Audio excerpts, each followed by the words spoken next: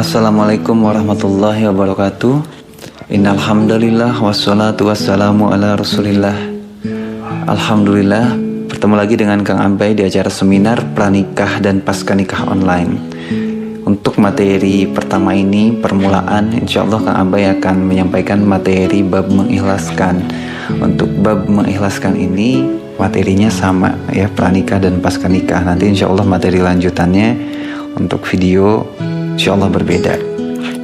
Jadi materi pertama yang ingin Kang Abai sampaikan adalah materi tentang mengikhlaskan. Materi ini sering sekali Kang Abai sampaikan sebagai sebuah rumus kehidupan, sebagai sebuah formula kehidupan. Akang sudah ketemu dengan ratusan ribu orang, puluhan ribu diantaranya bertemu langsung, ribuan diantaranya bercerita langsung dengan berbagai problematikanya. Yang belum menikah, problematikanya banyak. Ada beragam ujian yang dialami, kegelisahan khususnya, ketakutan terhadap masa depan. Yang sudah menikah juga sama dengan berbagai permasalahannya. Ternyata yang dinikahi tidak seperti yang diharapkan. Ternyata yang dinikahi tidak seperti yang dibayangkan. Baru beberapa bulan ternyata sudah banyak sekali masalah, membuat nangis setiap hari. Ini cerita yang masuk langsung dan banyak sekali. Dan mungkin ketika ada yang mendengarkan Kang Abai berbicara hari ini, banyak yang mengangguk-anggukkan kepala, mengiyakan apa yang sedang terjadi. Sebelum kita membahas banyak hal terkait dengan pernikahan, saya pernah bertemu dengan seorang tokoh. Beliau seorang ahli parenting, Bunda Septi namanya. Beliau sharing tentang pernikahan beliau. Salah satu hal yang saya garis bawahi saat itu ketika beliau berkata 7 tahun pernikahan awal, satu hal yang dipelajari yaitu ilmu ikhlas. Jadi penting sekali ilmu ikhlas supaya kita bisa membangun keluarga yang berkualitas dan penuh dengan keberkahan. Saya juga sering banget bertemu dengan sahabat Singalillah yang akhirnya mendapatkan solusi dari Allah Subhanahu wa taala, yang akhirnya mendapatkan pertolongan dari Allah Subhanahu wa taala, jalan yang tak disangka-sangka setelah mengimplementasikan ilmu ikhlas. Bahkan terkadang Allah seperti memaksa kita dalam satu kondisi di mana Allah menunggu terlebih dahulu hati kita berada di zona ikhlas hingga akhirnya Allah berikan pertolongan, hingga akhirnya Allah berikan jalan keluar, hingga akhirnya Allah tunjukkan jalan tak disangka-sangka, hingga akhirnya Allah tunjukkan keajaiban. Seperti ada seseorang yang sebelum menikah bertemu sama Kang Abai dan istri, waktu itu curhat, beliau cerita tentang proses pernikahannya. Di usia 27 tahun justru jodoh datang dari arah tak disangka-sangka ketika benar-benar hatinya diserahkan kepada Allah, berharapnya hanya kepada Allah. Justru Allah datangkan jodoh dengan cara tak disangka-sangka. Jadi insya Allah Kang Abai akan bahas nih part pertama ini, fase mengikhlaskan. Teman-teman ambil posisi yang enak, ya, ambil posisi yang enak. Ada banyak hal yang harus kita renungkan bareng-bareng. Kang Abai pun masih belajar ikhlas itu seumur hidup. Makanya Kang Abai sering tambahkan kata belajar, karena kita sama-sama belajar. Ikhlas itu rahasia. Ya, rahasia antara kita hamba dengan Allah. Tapi ini rahasia yang menjadi pembuka banyak hal. Ya, bahkan kalau sebenarnya di Barat itu banyak dipelajari sebenarnya, tapi mereka tidak bertauhid. Ya. Nah, insya Allah kita yang memang sudah Allah berikan petunjuk, kita sama-sama belajar gimana caranya mengikhlaskan hati sehingga kita nanti di dalam hidup kita banyak sekali keajaiban dan pertolongan. Dan ketika kita berikhtiar, ada banyak kemudahan yang Allah berikan. Baik, kita mulai. Bagaimana sekarang menjawab pertanyaan, Kang, gimana sih cara mengikhlaskan? Ya, dan apa indikatornya kita ada dalam posisi ikhlas? Tadi Kang Abai sampaikan ikhlas itu rahasia, tapi indikatornya ada dan jelas. Yang tahu hanya kita yang bisa merasakan, hanya kita, hamba dan Allah saja. Makanya tadi ikhlas itu rahasia. Apa saja indikator kita sedang berada dalam posisi ikhlas? Yang pertama indikatornya adalah kita yakin kepada Allah dan sangka baik kepada Allah. Jadi itu indikator pertama orang yang ikhlas, yakin kepada Allah dan sangka baik kepada Allah. Lalu indikator yang kedua, karena yakin kepada Allah dan sangka baik kepada Allah, dia optimis menatap masa depan. Jadi sikapnya itu optimis. Dan yang ketiga, tenang, hatinya tenang, ya, atau cenderung tenang, atau lebih dekat ke tenang. Ya, jadi ada yang memang sudah tenang banget, adem banget, damai banget. Ya, tapi ada yang cenderung ke tenang, ya. Mungkin sesekali masih ada nyesek-nyeseknya, tapi cenderung ke tenang. Ya. Tapi ada juga sahabat kita yang hatinya masih gaduh, masih galau, masih takut, cemas segala macam. Berarti harus ada yang diselesaikan, harus ada yang di-cleansing, harus ada yang diikhlaskan. Makanya perlunya proses mengikhlaskan. Ikhlas itu sulit, tapi kalau nggak ikhlas sakit. Jadi lebih baik berproses melewati kesulitan daripada terus-terusan menahan sakit. Dan insya Allah mengikhlaskan manfaatnya untuk semua orang, baik yang sedang bermasalah, akan bermasalah, atau bahkan merasa tidak sedang bermasalah sekalipun. Karena setiap orang pada esensinya selalu menghadapi ujian yang berbeda-beda. Ya, ada ujiannya yang levelnya 100, 1000, 100 ribu, 1 juta, beda. Tiap orang beda ujiannya. Ya.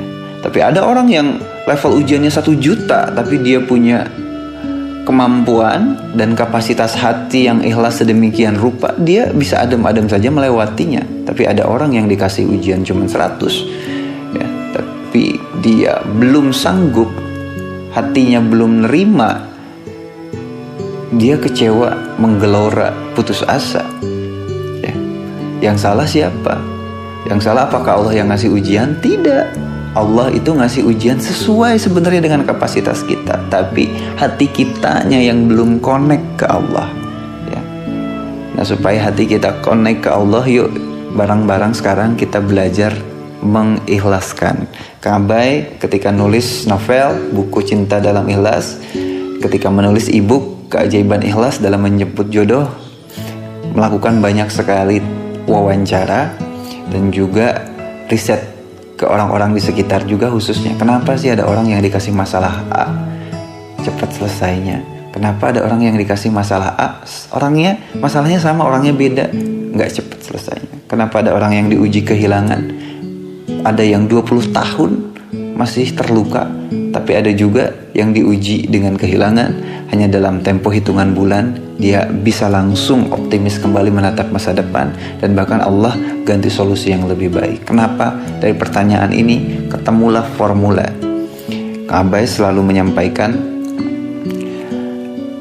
formulanya disingkat saja 5B, yang sekarang Kang Abai tambahin 6B. Jadi 5B plus 6B. Nah, teman-teman yang sudah menyiapkan alat tulis boleh sambil mencatat. Yang pernah dapat materi ini, insya Allah ada hal baru yang Kang Abai sampaikan. Jadi semakin kuat lagi materi yang nanti bisa diterima. Ya, jadi apa? Tadi rumusnya 5B plus 6B. Oke ya. Dan ini berlaku insya Allah untuk yang belum menikah dan yang sudah menikah. Kita bahas satu demi satu. B yang pertama. B yang pertama, dan ini penting banget. B yang pertama adalah belajar menerima semuanya. Bahasa agamanya ridho dengan segala ketentuan Allah, dengan qada dari Allah, ya. Yang itu merupakan instrumen, ya. Kalau kita ridho dengan qada dari Allah itu merupakan instrumen pembersih hati yang sangat luar biasa. Dalam sebuah hadis Nabi bersabda, tidaklah sebuah musibah yang menimpa seorang muslim seperti penyakit, kegelisahan, kesedihan, bahkan terkena duri sekalipun, kecuali Allah telah gugurkan dosa-dosa kecilnya dengan musibah tersebut. Jadi itu instrumen pembersih hati dan dosa. Dan semuanya ternyata sudah terjadi atas izinnya Allah. Jadi cara terbaik menyikapi sesuatu yang sudah terjadi adalah ridho. Nah, gimana Kang Abai implementasinya dengan kondisi saya saat ini? Sekarang Kang Abai balik bertanya, coba cek kondisi hati sahabat semua. Ya, apakah ada hal di masa lalu udah lama terjadi, baru terjadi, atau baru terjadi yang itu masih menyisakan luka pedih di dalam hati, dan kita sering bertanya kenapa, ya, sering bertanya kenapa ini terjadi padaku. Termasuk untuk sahabat-sahabat yang baru menikah, yang merasa suaminya atau istrinya ternyata tidak seperti yang dibayangkan, seperti yang tidak diharapkan. Bahkan pada akhirnya Anda seperti bertanya, mempertanyakan kepada Allah, kenapa sih istri saya begini? Kenapa sih suami saya begini? Nah, ini banyak yang terjadi kalau yang udah menikah. Kalau yang belum menikah, kebanyakan yang kena ujiannya, kenapa sih dulu saya gagal taruh? Kenapa sih saya gagal nikah sama dia? Kenapa dia nolak saya? Kenapa dia ninggalin saya? Atau dulu juga pernah ada followers Kang Abai yang datang di acara seminar, dia curhat, kenapa calon suami saya meninggal? Kenapa bertepuk sebelah tangan? Kenapa dia cuma ngasih pengharapan tapi tidak menepati? Apakah ada hal-hal seperti itu yang masih menjadi luka dalam diri Anda, menyisakan sesak yang luar biasa dalam diri Anda? Coba dicek, kalau perlu tuliskan luka-luka itu ya.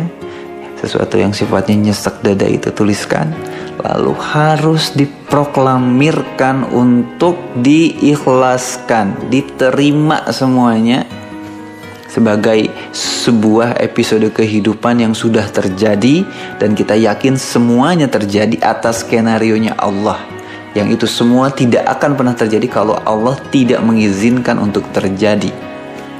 Ya, terima kejadiannya, statement ke Allah, sampaikan kepada Allah dalam sholat kita, setelah sholat kita, khususnya mungkin di sholat malam, Anda harus menyampaikan, ya Allah, kejadian ini, ya, yang tadi yang masih menyisakan pedih, luka, kecewa, berapapun level kecewa, pedih, lukanya, Anda sampaikan kepada Allah, ya Allah, kejadian ini, semuanya terjadi dengan izin-Mu ya Allah. Ya Allah, hamba yakin Engkau selalu mengharapkan yang terbaik untukku. Aku mohon kepadamu ya Allah, aku mohon kepadamu jalan yang terbaik menurut-Mu ya Allah. Aku ridho dengan apa yang sudah terjadi. Terima kasih ya Allah atas segala episode kehidupan yang sudah terjadi dalam hidup hamba. Aku ridho ya Allah, aku terima ya Allah. Tunjukkan jalan terbaik menurut-Mu, tunjukkan skenario terbaik menurut-Mu.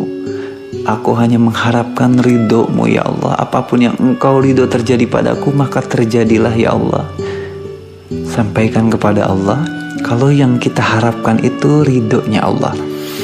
Terus lakukan, berulang-ulang, tidak cukup satu kali. Ya, tidak cukup satu kali, terus lakukan, berulang-ulang. B yang pertama, belajar menerima semuanya. Itu terapinya dari Kang Abai. Coba terapkan, lakukan. Ada banyak sekali orang yang melakukan terapi ini, dan alhamdulillah lebih tenang hatinya dalam proses waktu tertentu. Bahkan pada akhirnya mereka merasakan manfaat pertolongan Allah begitu dekat terasa, ya, dan seperti hidup itu rasanya gak sendiri, ya.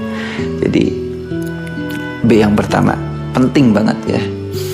B yang kedua, belajar memaafkan.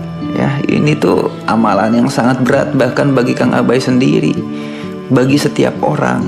Ya, ini amalan yang sangat berat. Tapi belajar memaafkan, makanya ditambahin kata belajar, itu penting untuk kita lakukan untuk masa depan kita khususnya dan ketenangan masa kini kita. Ya. Setiap orang pasti pernah bermuamalah, bekerja sama, terlibat satu hubungan tertentu dengan teman, dengan calon, dengan siapapun, calon mertua, calon suami, calon istri, yang mungkin saja pada akhirnya menyisakan luka-luka. Yang sudah nikah suaminya ke istrinya.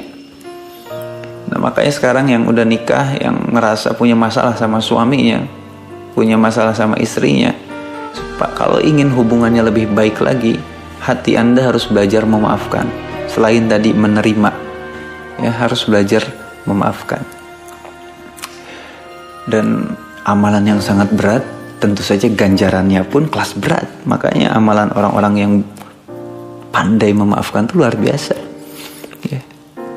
Kelak pada hari kiamat ada pemanggil yang menyeru, di manakah orang-orang yang memaafkan orang lain?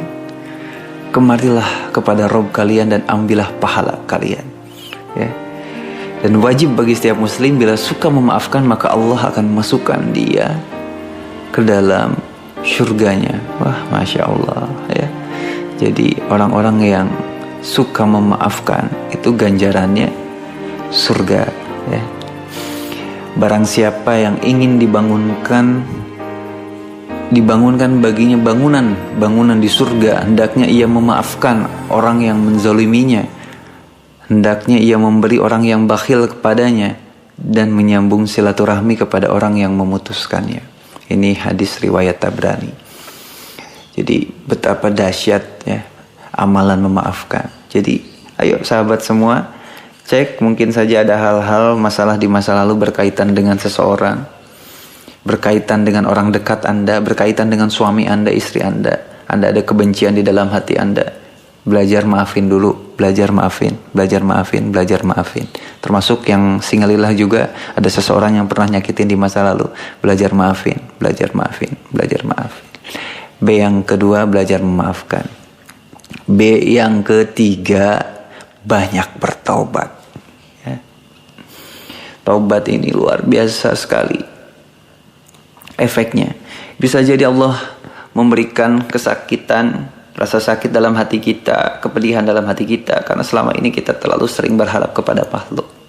Imam Syafi'i berkata, ketika engkau terlalu berharap dan cinta kepada makhluk, maka Allah timpakan kepedihan di dalam hatimu, supaya kamu kembali berharapnya kepada Allah, supaya kamu kembali ngarepnya cintanya kepada Allah. Evaluasi diri kita sekarang, perbanyak bertobat kepada Allah. Salah satu amalan kita memperbanyak tobat adalah dengan memperbanyak beristighfar. Jadi ini zikir yang luar biasa ya. Kita perbanyak istighfar.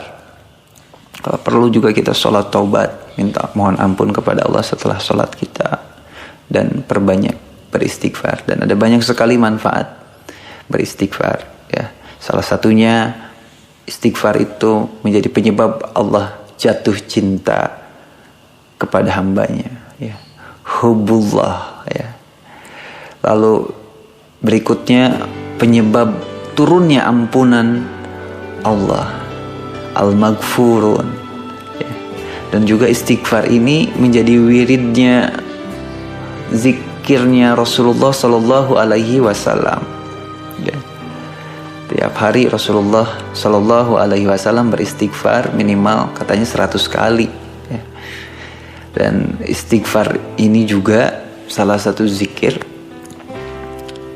penyebab Allah memudahkan urusan-urusan kita ya. Jadi kalau mau dimudahin urusannya, perbanyak beristighfar. Mudah-mudahan ini juga menjadi asbab nanti teman-teman dimudahkan ketemu jodohnya, dan yang sudah menikah juga menjadi salah satu sebab pernikahan kita penuh dengan keberkahan. Itu B yang ketiga, banyak bertaubat. B yang keempat, banyak beribadah kepada Allah ya. perbanyak beribadah kepada Allah, yang wajibnya laksanakan, sunnahnya laksanakan, perbanyak saum ya, selain saum wajib di bulan Ramadan juga sunnahnya Senin Kemis, dan jangan lupa baca Al-Quran setiap hari. Dan khususnya bagi sahabat semua, terutama nih yang merasa hidupnya lagi gelisah-gelisahnya, khususnya, sebenarnya ini untuk semuanya, tapi yang khususnya sedang punya masalah berat, ada waktu untuk mengadu kepada Allah, yaitu di sepertiga malam, menangis kepada Allah sambil beribadah. Setelah beribadah kepada Allah, doa sambil nangis kepada Allah ya. Banyak doa dalam ibadah kita. Setelah sholat kita perbanyak doa. Insya Allah ini menjadi salah satu hal yang bisa melembutkan hati kita, sehingga kita dekat kepada Allah lebih mudah proses mengikhlaskannya ya. Banyak beribadah kepada Allah. Ini B yang keempat.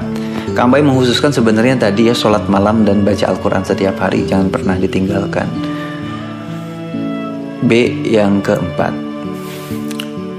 B yang terakhir, enggak nih, yang kelima. Nanti ada tambahan satu B lagi. B yang kelima, banyak bersyukur ya, banyak bersyukur, Allah akan tambah nikmatnya ya. Sesungguhnya jika kamu bersyukur, pasti kami akan menambah nikmat kepadamu. Dan jika kamu mengingkari nikmatku, maka sesungguhnya azabku sangat pedih. Jadi teman-teman, yuk perbanyak bersyukur supaya ditambah nikmatnya sama Allah. Terapi syukur itu sangat luar biasa. Bahkan level mengikhlaskan yang tertinggi itu syukur sebenarnya.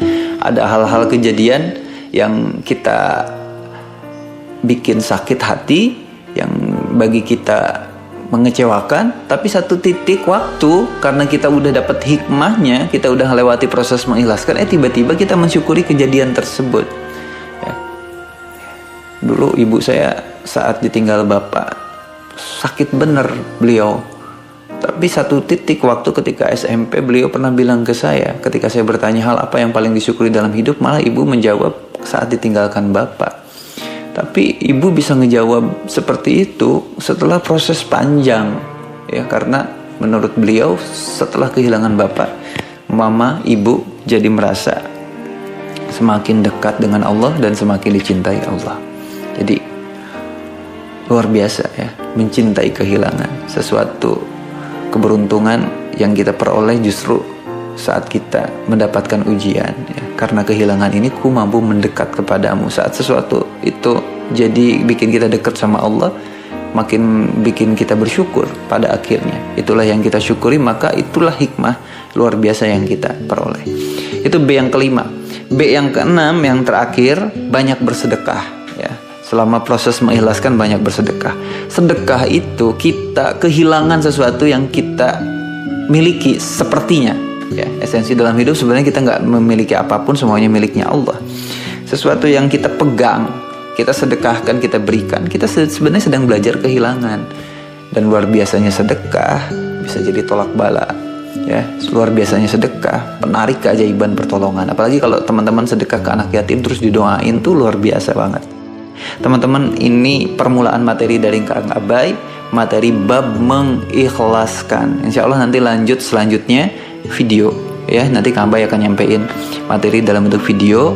Nah, untuk materi yang selanjutnya, kelas pranikah dan pasca nikah, materinya sudah berbeda. Untuk bab mengikhlaskan ini insya Allah siapapun sebenarnya, siapapun, dan ini sebenarnya bukan hanya sekedar bab yang udah nikah, yang belum nikah, kita selalu dan selalu harus melewati proses demi proses. Dari mulai nerima dulu ya, lalu ngedeketin Allah, minta ampun kepada Allah, merasa dipeluk sama Allah ya, merasa dekat dengan Allah dalam ibadah. Tiba-tiba kita merasa ya Allah, tiba-tiba bersyukur sesuatu yang bikin kita nangis, kita syukur ya Allah. Terus kita jadi hamba yang senang berbagi kepada orang lain. Wah, itu udah jadi level yang sangat luar biasa. Kita selalu dan selalu akan dipaksa sama Allah untuk berproses seperti itu. Semoga berkah untuk materi sekarang bisa disimak dan sama-sama kita bareng-bareng praktekin. Terima kasih teman-teman. Kita bertemu lagi di sesi yang selanjutnya sebentar lagi. Wassalamualaikum warahmatullahi wabarakatuh.